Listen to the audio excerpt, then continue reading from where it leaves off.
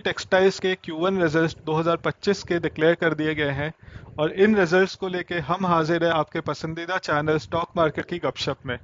तो दोस्तों, इससे पहले कि मैं इस वीडियो की शुरुआत करूं, अगर आप में से कोई दर्शक नए हैं इस चैनल पे जिन्होंने इस चैनल को अभी तक सब्सक्राइब नहीं करा है, तो प्लीज़ इस चैनल को सब्सक्राइब कर ले और बेल आइकन को प्रेस कर ले, सो दैट स्टॉक मार्केट से रिलेटेड जो भी रिजल्ट्स या न्यूज़ हमारे पास आती है या फिर जो हम लोग फंडामेंटल एनालिसिस करते हैं ब्रोकरेज रिपोर्ट्स के बेसिस पे, इन्वेस्टर प्रेजेंटेशंस के बेसिस पे, वो सब आपके पास तक टाइमली मैनर में पहुंच सके और आप अपने लॉन्ग टर्म इन्वेस्टमेंट डिसीजंस बहुत ही सही तरीके से ले सके। तो दोस्तों, अगर हम बात करें, हम इस वीडियो में ये देखेंगे कि कंपनी ने quarter on quarter, year on year results कैसे पोस्ट किए हैं, इस कंपनी ने डिविडेंड पोस्ट किया या नहीं किया, और मैनेजमेंट ने कैसी कमेंट्री की है मूविंग अहेड कंपनी के लिए। आइए दोस्तों, इस वीडियो की शुरुआत करते हैं। तो दोस्तों, अगर हम रेवेन्यू की बात करें, क्वार्टर वन 2025 में 1149 करोड़ का टोटल रेवेन्यू पोस्ट किया है कंपनी ने, जो कि अप्रैल टू जून यानी कि क्वार्टर वन 2024 के क्वार्टर में इन्होंने 894 करोड़ का पोस्ट किया था। तो टोटल ग्रोथ इन रेवेन्यू दोस्तों 28% का हमें देखने को मिला है सेंचुरी टेक्सटाइल्स की कंपनी में। वहीं दोस्तों, अगर हम प्रॉफिट की बात करें, तो क्वार्टर वन 2025 में इस कंपनी ने 17.4 सीआर का नेट प्रॉफिट पोस्ट किया है, जो कि पिछले साल क्वार्टर वन 2024 में 7.06 करोड़ का नेट लॉस पोस्ट किया था। बट दोस्तों, ये आप लोगों को देखना बहुत ज़रूरी है कि पिछले साल 54 करोड़ का एक एक्सेप्शनल लॉस था, जो कि इनके ऑपरेटिंग इनकम से अलग था। तो इसलिए ये जो दोनों रिजल्ट्स में हमें जंप अभी 200-300% का अराउंड देखने को मिल रहा है, ये वैलिड नहीं है। एक्चुअली जो इनका ऑपरेटिंग प्रॉफिट है वो अभी कम हुआ है, क्योंकि अगर आप ये 54 करोड़ का एक्सेप्शनल लॉस एक बार को हटा दे, तो इनका जो नेट प्रॉफिट होता है वो 47 करोड़ का होता। तो इसलिए ये नंबर्स आप डायरेक्टली देख के बहुत ज़्यादा खुश होकर बहुत सारे शेयर्स खरीदने की कोशिश मत कीजिएगा, क्योंकि ये नंबर्स एक्चुअली अच्छे हैं नहीं।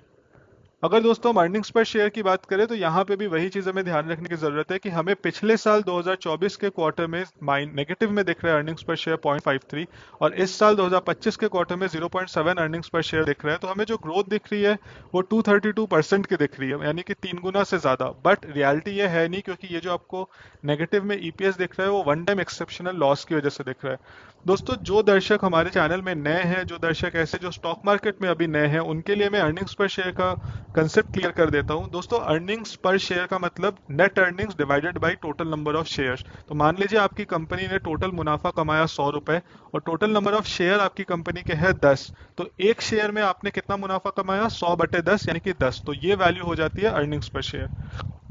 दोस्तों, कंपनी ने कोई भी डिविडेंड डिक्लेयर नहीं करा है, जैसा कि मैं एक्चुअली आपको बता रहा था कि बिकॉज इनका एक ऑपरेशनल लेवल पे इनकी प्रॉफिट कम हुई है, तो इन्होंने कोई भी डिविडेंड डिक्लेयर नहीं करा है।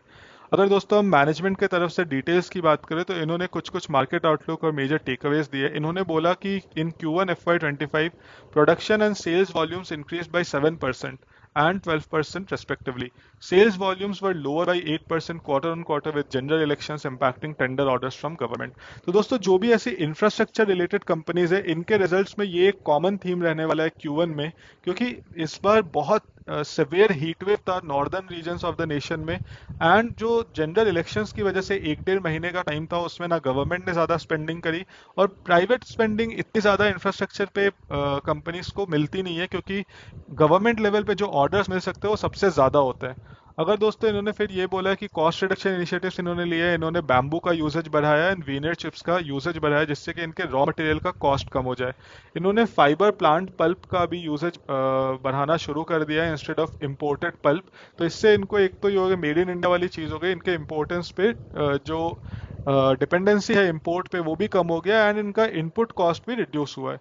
दोस्तों, अगर हम सीजनल फैक्टर्स की बात करें, तो उन्होंने बोला कि seasonal factors are expected to moderately revive writing and printing paper demand in Q2. In Q2 FY25, order flow in tissue segment is forecasted to be slightly lower in initial months on account of lean season. However, demand is expected to pick up towards the end of quarter.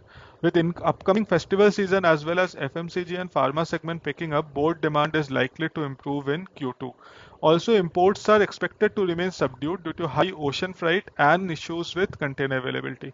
Export demand from Europe, US and UK markets is likely to be impacted by high ocean freight. तो दोस्तों, ये बस यही बता रहे कि because अभी जो इंपोर्ट और एक्सपोर्ट दोनों ही अभी कम रहने वाला है, बिकॉज जो ओशन के थ्रू जो इनके मटेरियल्स आते और जाते थे, उस पर बहुत हैवी कॉस्ट लग रहा है ओशन फ्राइट की वजह से, एंड कंटेनर्स अवेलेबल भी नहीं मिल रहे हैं। दैट्स वाई इस कंपनी का ये कहना है कि आगे Q2 में पेपर वाला बिजनेस तो पिकअप करेगा, बट जो जनरल इनके बोर्ड का बिजनेस है वो अभी भी हो सकता है कमिंग क्वार्टर्स में सबड्यूड रहे। दोस्तों अगर हम टोटल ग्रोथ मोमेंटम की बात करें कि कंपनी ने लॉन्गर रन में कैसा ग्रोथ शो किया है, तो जैसा कि हम देख सकते हैं कि अराउंड पिछले 6 साल 2018 से 2024 में इन्होंने 10% मैक्सिमम अपना सेल्स ग्रोथ की है। ऑपरेटिंग प्रॉफिट तो इनका एक्चुअली डी ग्रोथ हुआ है पिछले 6-7 सालों में। तो इन जनरल इस कंपनी का बहुत अच्छा परफॉर्मेंस वाइज तो नहीं रहा, बट अगर आप इनके स्टॉक प्राइसेस देखेंगे तो स्टॉक प्राइसेस पिछले 10 साल में 23% के कैगर से ग्रोथ हुए हैं, 5 ईयर्स में 40% के कैगर से ग्रो हुए हैं। अगर आप चाहते हैं कि ये ऐसा क्यों हुआ, इसके ऊपर मैं आपको एक डिटेल फंडामेंटल एनालिसिस करके बताऊं, तो आप इस वीडियो के नीचे कमेंट करके ऐसा ज़रूर बोलिएगा। दोस्तों अगर आपको ये वीडियो पसंद आया हो तो प्लीज़ चैनल को सब्सक्राइब कीजिएगा। इससे हम जैसे कंटेंट क्रिएटर्स को बहुत मदद मिलती है अपने कंटेंट को और लोगों तक पहुंचाने में। धन्यवाद।